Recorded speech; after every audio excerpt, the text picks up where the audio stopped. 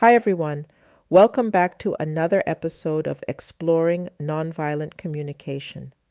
I'm your host, Darowan, and with me is my co host, Alex. Today, we're diving into Chapter 1 of Marshall Rosenberg's book, Nonviolent Communication, A Language of Life. This chapter is titled Giving from the Heart. Alex, what did you think of the introduction to this book? Hey, Darowan. I found it really enlightening. Rosenberg starts by discussing the importance of compassion in our interactions. He emphasizes that it's our nature to enjoy giving and receiving compassionately. What really struck me was his personal story from childhood, which set the stage for his lifelong exploration of why people behave violently and how they can stay connected to their compassionate nature. It's a powerful opening, don't you think? Absolutely. His experience during the Detroit race riots in 1943 and being attacked simply because of his name highlights the deep-seated issues of violence and prejudice. This personal anecdote makes his exploration of nonviolent communication even more compelling. Rosenberg's quest to understand what disconnects us from our compassionate nature and what allows some people to maintain it under extreme conditions is very relatable. Right. And this leads him to the core idea of nonviolent communication, or NVC. He explains that our language and the way we use words play a crucial role in either fostering or hindering compassion. NVC isn't just about avoiding physical violence, but also addressing the subtle ways our words can cause harm. It's fascinating how he draws parallels between everyday communication and the larger concept of nonviolence. Yes, and Rosenberg uses the term nonviolence in the same way Gandhi did, referring to our natural state of compassion when we are free from violent thoughts and actions. The chapter goes on to describe NVC as a way to focus attention, reframing how we express ourselves and hear others. This approach encourages us to be more conscious and intentional with our words. Exactly. Rosenberg breaks down NVC into four components: observations, feelings, needs, and requests. The idea is to communicate these elements clearly and without judgment. For example, instead of saying, "You're lazy," which is a judgment, we might say, "When I see you sitting on the couch all day, I feel frustrated because I need more help around the house. Would you be willing to assist with the chores?" That shift in language is so powerful. It focuses on expressing our own feelings and needs rather than blaming or criticizing the other person. This approach not only reduces defensiveness, but also fosters empathy and connection. Rosenberg's method promotes deep listening, helping us understand our own needs and those of others better. Absolutely. And Rosenberg provides practical examples throughout the chapter.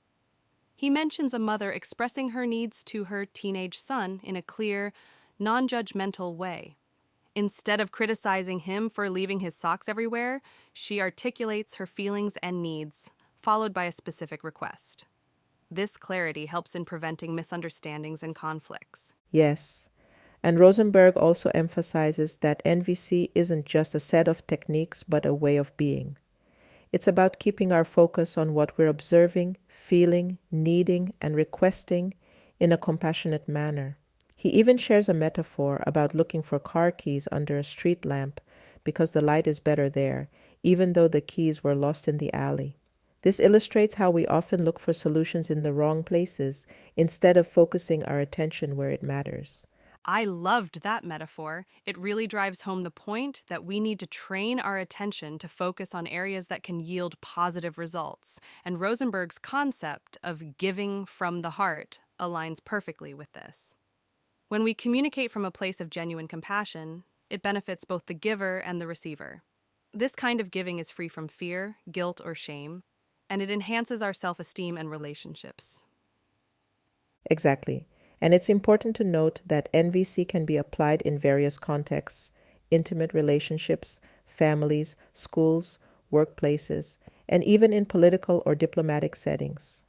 Rosenberg shares anecdotes of how NVC has been used to resolve conflicts and build connections in diverse situations, from special education classrooms to international negotiations. That's true. One of the most impactful stories he shares is about his experience at a refugee camp in Bethlehem, where he was confronted by a man who called him a murderer. By focusing on the man's feelings and needs, Rosenberg was able to transform a hostile situation into a compassionate dialogue. This demonstrates the power of NVC in fostering understanding and empathy, even in highly charged environments. That story is indeed powerful.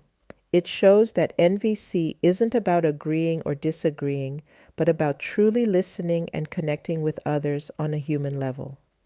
This approach can lead to profound transformations in our relationships and communities. Absolutely. To wrap up our discussion on Chapter 1, I think the key takeaway is that NVC helps us reconnect with our compassionate nature by changing the way we communicate.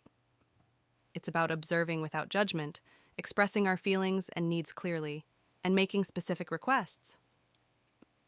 This process fosters empathy, respect, and a mutual desire to enrich each other's lives. Well said, Alex. I hope our listeners are inspired to explore NVC further and apply its principles in their daily lives. It's a journey worth taking, and Chapter 1 of Rosenberg's book is just the beginning. Thank you all for tuning in, and we look forward to discussing more chapters in upcoming episodes. Thanks, everyone. Remember, communication is key, and with the right approach, we can all contribute to a more compassionate world. See you next time. That concludes our episode on Chapter 1 of Nonviolent Communication, A Language of Life. If you enjoyed this discussion, please subscribe to our podcast and stay tuned for more insights into Rosenberg's transformative approach to communication. Until next time, keep communicating with compassion.